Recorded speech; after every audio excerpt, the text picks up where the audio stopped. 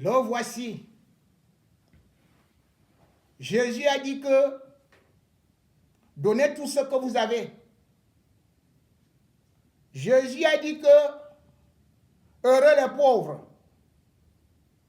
La polygamie n'est pas interdite parce que David était polygame, Abraham était polygame. Et puis, sachez que Amourbelinga est Dieu. C'est un somme-loi des hommes-lois choisis par Dieu. Béni soit Amourbelinga. Amen. Voilà la prière entonnée par l'illustre Monseigneur Serge Donatien à Bambarga. Cet évêque, ou cet archevêque plutôt, est très célèbre au Cameroun et surtout a fait l'actualité dans la mesure où, vous l'avez vu, non seulement au mariage de Jean-Pierre Amourbelinga en décembre 2021, où justement il était en train de soutenir que l'Église catholique ne condamnait pas la polygamie, et ceci lorsque Edoudou Anon Glacé lui a posé la question, il s'est lancé dans une homélie pour dire que tous les hommes pouvaient forniquer, tous les hommes pouvaient avoir 250 000 femmes, et que ce ne serait qu'une façon de rendre honneur à Dieu. Et que tout homme qui ne peut pas avoir autant de femmes risque d'être plutôt homosexuel. Évangile selon Monseigneur Mbarga. Et puis, vous l'avez vu, se faire couronner par Jean-Pierre Amourbelinga dans son église. Une église qui varie de nom et qui aujourd'hui s'appelle Église Saint-Jean et Pierre. Puisque Amourbelinga s'appelle Jean-Pierre, eh bien, Monseigneur Jean Barga, enfin, Monseigneur Donatien Barga, Serge Abon Barga, voilà, a donc couronné, a donc baptisé toute une église au nom de Amourbelinga. Vous avez vu que j'ai eu à m'enfourcher la langue. Parce qu'il y a de la confusion entre Monseigneur Jean Barga, qui est bien sûr de l'évêché de Yaoundé, et qui est reconnu par Rome, par le pape, et qui représente l'Église catholique, et bien évidemment, celui qui se fait appeler Donatien Serge Abambarga. Donc, on confond. Il profite de cette confusion justement pour faire des communiqués, demandant parfois aux populations qu'il vient en tournée pour essayer, pour venir les bénir, et par la suite, on cotise pour lui. Mais si je parle aujourd'hui, ce n'est pas par rapport à ces petites escroqueries dont je ne pourrais vous citer, dont je ne pourrais vous réciter tout le chapelet. Mais si je viens parler aujourd'hui, c'est par rapport au fait que cet individu détruit des vies des petites filles, des vies des garçons. C'est un pédophile confirmé. Si je le dis, c'est parce que, avant de parler une affaire de mœurs, je ne prends jamais cela à la légère. Il me faut enquêter, avoir des éléments concrets avant de venir parler de tel, parce que je sais que ça peut détruire une image, ça peut détruire une personnalité, et je ne peux donc pas m'avancer sur n'importe quelle voie. L'individu en question, parlons-en d'abord. Qui est-il? Il revendique être né en 1975. Bien évidemment, son village serait à 6 km d'un fou. Et il revendique être un grand prêtre, sorti des grandes écoles, et maintenant, il se revendique être lui-même propriétaire ou fondateur de l'Église catholique apostolique nationale. Mesdames et messieurs, il faut commencer par dénoncer cette imposture. Serge Abangbarga a certes fait le petit séminaire de voler, mais il a été renvoyé pour vol aggravé. Tous ses camarades le connaissent. Il n'a donc jamais été au grand séminaire. Il n'est pas devenu prêtre comme on vous dit là. Il dit qu'il a été intronisé à Emana. Serge Mbarga a fui Yaoundé pour aller se réfugier à Garoua. Et étant à Garoua là-bas, on l'a aussi chassé. On a dit pas. Si je vous cite ses collègues, beaucoup sont aujourd'hui des prêtres qui peuvent témoigner. D'autres peut-être ont refusé même d'aller dans cette confession-là, sont devenus soit des médecins même, ou avocats d'ailleurs. Maître Ngandoman a été son camarade. Séraphin, qui est prêtre en France, a été le camarade de Serge Mbarga. Mais Serge Mbarga est celui-là qui, quand les autres dormaient, lui faisait semblant de fermer l'œil et il fouillait tout. Il volait tout. C'était donc la souris du séminaire. On le chasse donc de là. On le chasse aussi de Garoua. Et puis il retourne à Yaoundé, où il va rencontrer un bassa qui va lui dire qu'il peut faire de lui un prêtre.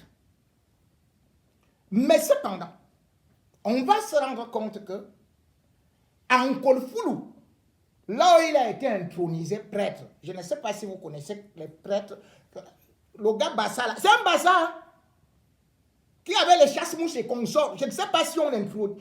Moi, je ne sais pas. Il faut que l'Église catholique m'explique cela. Il quitte donc de là. Il va partir en France. Pourquoi Serge Abangbarga se retrouve en France? C'est là donc où les malheurs de la famille commencent et où le satanisme s'installe. Sa grande sœur Élise se marie au Cameroun, à un blanc.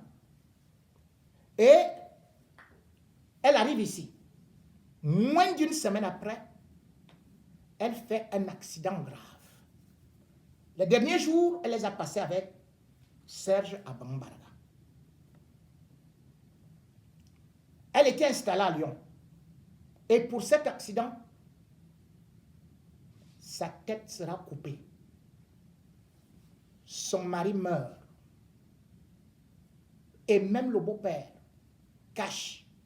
On n'a jamais déterminé dans quelles conditions cet accident a été fait. Au village, on décide donc d'envoyer quelqu'un en France pour venir représenter la famille. Et comme bien évidemment, il a quelques frères et que lui-même est là, c'est lui qui veut absolument venir.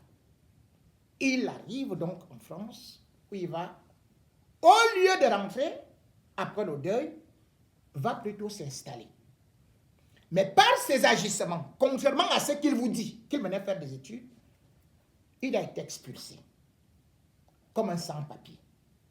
Mais entre-temps au village, ceux qui ont les 4 yeux, comme on dit, commencent à l'accuser. Que toi, Serge Abangbarga, c'est toi celle qui connais comment ta sœur a été sacrifiée. Il va nier. Il va jurer. Puis il va revenir ici à Paris. Mais entre-temps, je vais vous dire des choses qui sont claires. Des accusations de pédophilie commencent à peser d'ailleurs sur lui pendant qu'il est là-bas. Première des choses, il revient donc ici pour se marier et avoir des papiers.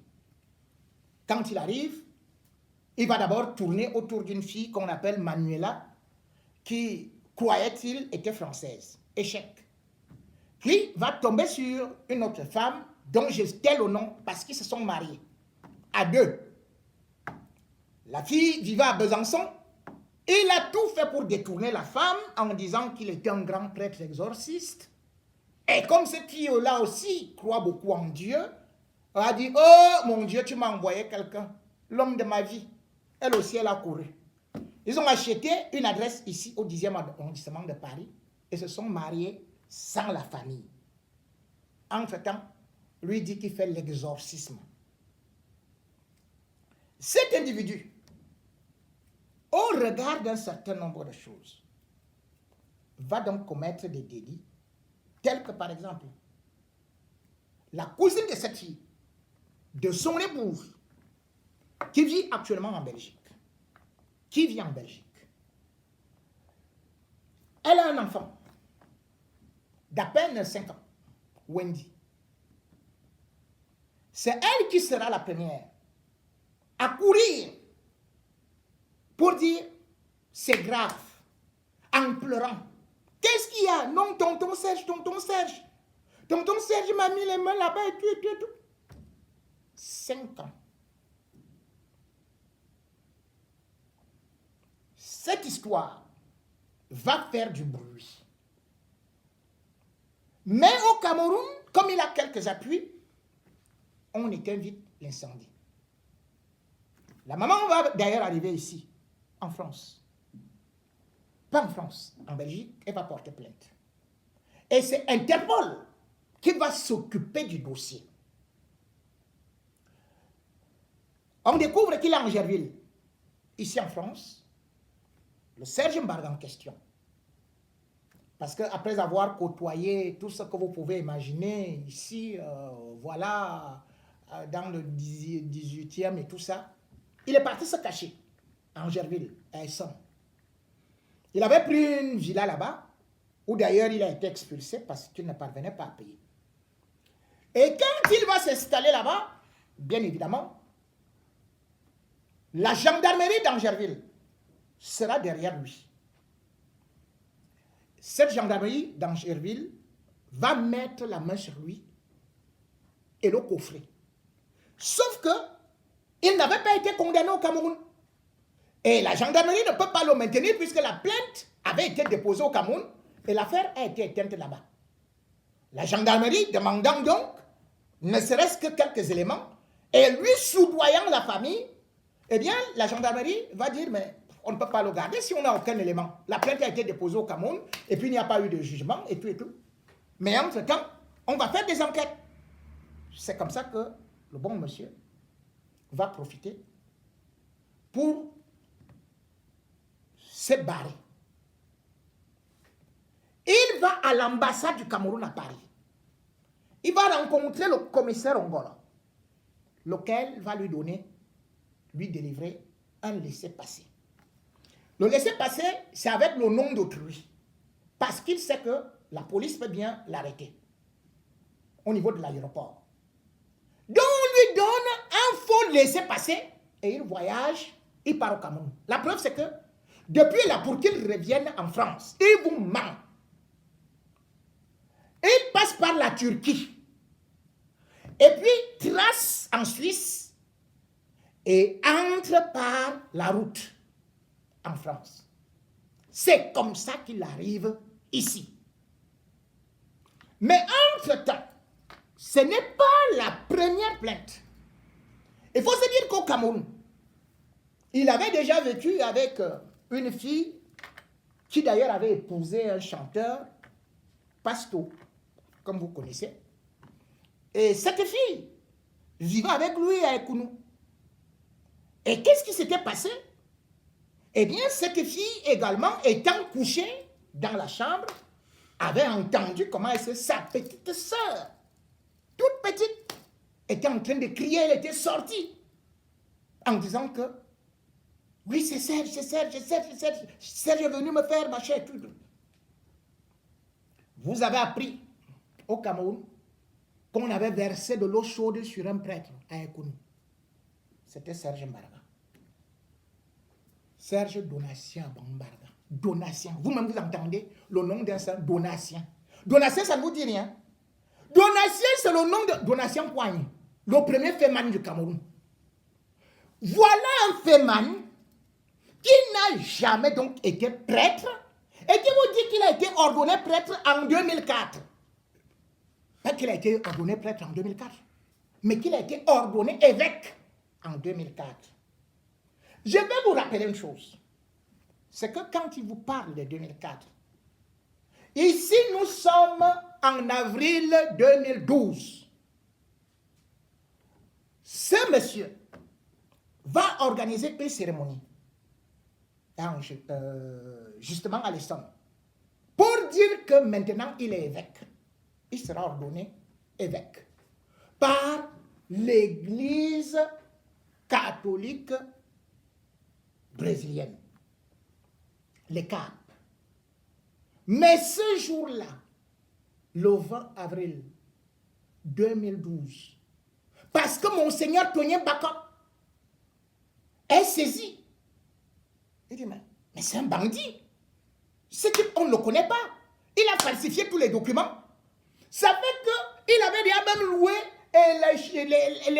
les salles et tout. Lui, il avait déjà porté ses gros habits d'évêque, d'archevêque, de tout et tout là. Il descendait les escaliers et tout. Quand on est venu lui dire que, monsieur, tout est annulé. On ne l'a pas ordonné. Parce qu'il n'a rien à voir. Aujourd'hui donc, subitement, il dit que en août à Paris, il a été ordonné archevêque. Pour aller à l'église brésilienne, qu'est-ce qu'il a fait? Il a juste utilisé un réseau de faussaires. Parce que c'est lui qui est son patron, ou qui était son patron. Lui-même, il a été excommunié. C'est lui qui crée donc cette branche-là. Il a été excommunié. Et immédiatement, Serge va le contacter. Entre eux, les excommuniés et les faux prêtres.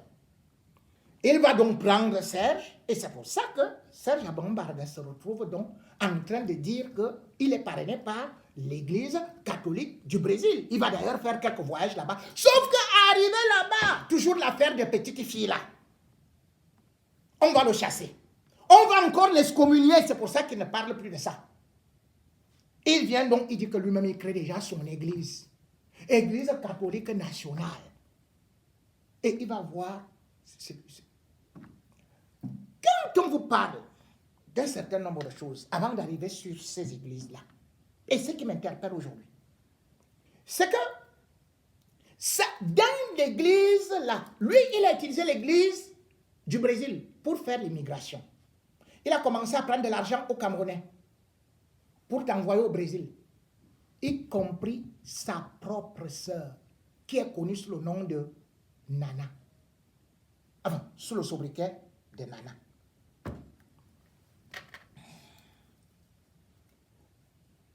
Il va envoyer sa petite sœur là au Brésil et va rester avec 3 de ses enfants. Une petite fille et 2 garçons. Nana ira aussi faire 2 enfants au Brésil.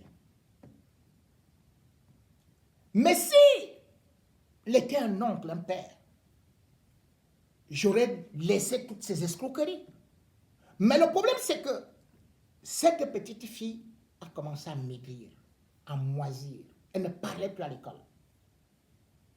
Elle est donc convoquée et va dire la vérité à sa maîtresse. Et la vérité, c'est que, effectivement, même là où elle est partie au collège, à 11 ans, elle dit que depuis l'âge de 7 ans, la petite Graziella, c'est son prénom, se fait copieusement violer par son oncle qui s'est dit archevêque. Mbarga. On a donc convoqué la maman à l'école. La maman elle-même, je ne sais d'ailleurs pas si elle va vivre. Parce que la sœur de Mbarga en question, elle est quittée du Brésil pour arriver au Cameroun en août 2021 pour des vacances. À peine a-t-elle été avec son frère qu'elle est tombée malade. Gravement malade. Elle est rentrée au Brésil. Elle a fait 3 mois d'hospitalisation. On n'a rien trouvé. Et c'est Serge Mbarga qui lui dit que viens, j'ai trouvé que tu étais hanté, tu étais possédé, moi-même je vais te soigner. Elle arrive chez lui et il prend sa soeur, presque il l'abandonne. C'est d'autres personnes, bien évidemment, qui vont s'inquiéter de l'affaiblissement. Et d'ailleurs, il sera transporté à l'hôpital général, où on va constater qu'il n'y a rien. Certains membres de la famille vont décider d'aller avec elle à Makak, voir un autre prêtre exorciste, qui bien évidemment va faire d'autres révélations scandaleuses. Mais vous dites que c'est un prêtre exorciste, que c'est un monseigneur, mais si elle repart là, c'est mort.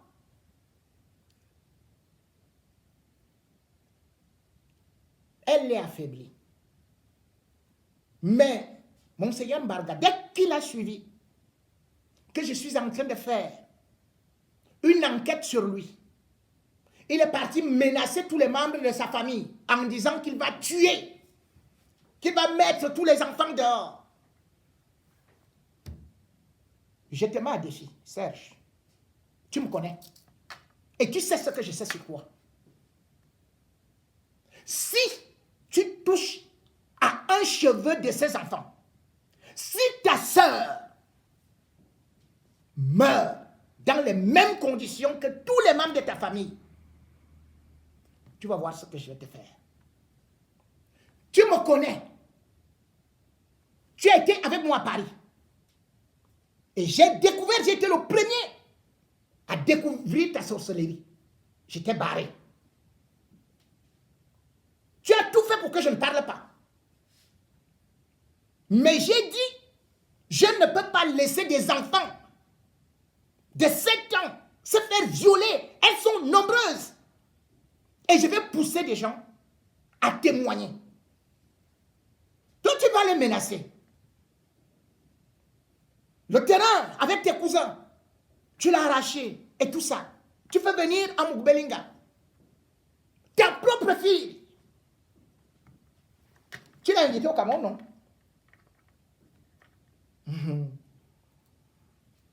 Tu sais ce que tu voulais faire? Parce que tu te cachais d'ailleurs pour mon Seigneur, quoi là. Que tu disais que c'est lui qui t'a fait ceci, qui a fait cela. Je connais au niveau de ta sorcellerie. Tu as fait venir ta propre fille au Cameroun, Olivia. Tu es parti, tu as profité de la mort de ton neveu. Encore une autre mort mystique. Pour aller la livrer chez Amugbelinga. Elle va se filmer là et tout et tout. Elle est rentrée en France. Elle a maigri. Elle ne sait pas ce que tu es. Que tu es un serpent. Que tu l'as déjà livré. Qu'elle-même est sacrifiée. Combien d'enfants, combien de vies tu as eu à détruire, Serge? Et tu te caches derrière Amugbelinga parce que tu sais que c'est lui qui va camoufler tout ça. Je vais te poser une question. Ton petit frère, Jean-Paul, il souffre de quoi? C'est pas toujours la sorcellerie? Pourquoi c'est toujours ton nom qui sort? Et puis, ton neveu qui était en Bancomo, qu'est-ce qui lui est arrivé? En septembre dernier, il a été assassiné toujours à coups de poignard. Pourquoi toute ta famille, ce n'est que le sang? Il s'appelait Thierry Mbarga Ono. Sa femme est en prison. Elle est partie témoigner qu'elle ne sait pas ce qui l'a poussée à prendre le couteau pour assassiner son jeune mari. C'est-à-dire ton neveu de 26 ans. Ils avaient 2 enfants. Et maintenant, elle dit qu'elle ne voyait que toi qu'il poussait. Et même à Kodengi, elle continue à le dire. Son père qui est Bamileke est parti faire des rites. Elle a trouvé que c'est toujours toi. Comment vous pouvez expliquer qu'une jeune fille qui est avec son mari comme ça commence des discussions, il n'y a rien. Son gars lui dit, pardon, chérie, calme-toi. Puis elle devient colérique. Elle commence à délirer. Le gars sort. Le gars revient. Et puis elle commence à parler. Le gars ne dit rien. Le neveu de Serge Mbarga. Et puis la fille va prendre le couteau de cuisine. Vient poignarder sur le cœur de son mari. Comment vous pouvez expliquer ça? Serge, pourquoi c'est toujours ton nom qui sort? Serge, est-ce que tu peux m'expliquer pourquoi ta sœur est malade? Donc, celle qui est au Brésil. Est-ce que tu peux m'expliquer là où se trouve le corps de ta petite sœur qui est partie au Maroc et qui devait traverser pour la France? N'a-t-on pas dit qu'elle est partie mourir quelque part? C'est toujours le sang. Le sang. Le sang autour de toi. Comme j'ai dit, qu'est-ce qui a coupé la tête de ta grande sœur? Mais tu es prêtre exorciste. Tu dis que tu es prêtre exorciste. Pourquoi tu n'arrêtes pas cette série? Pourquoi autour de toi, c'est toujours de la pédophilie? Des enfants d'autrui. Pourquoi tu détruis ta propre famille? Parce que tu es parti signer des pactes sataniques. Regardez, mesdames et messieurs, ce qu'un monsieur qui prétend dire qu'il est un homme de Dieu écrit. Voilà. Communiqué général. Église catholique apostolique nationale. Suivez-moi, hein. Un fou. 23 février 2022. Primature d'Afrique. Archidiocèse de Yaoundé. Un fou. Attends. L'évêque. Il écrit l'évêque. Il dit qu'il est archevêque, hein, mais il signe l'évêque. Donc, toi, Serge Mbarga, tu ne connais pas qu'il y a une différence entre évêque et archevêque.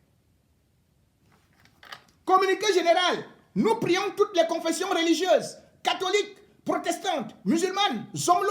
Donc, Zomlo, c'est une confession religieuse. Hein.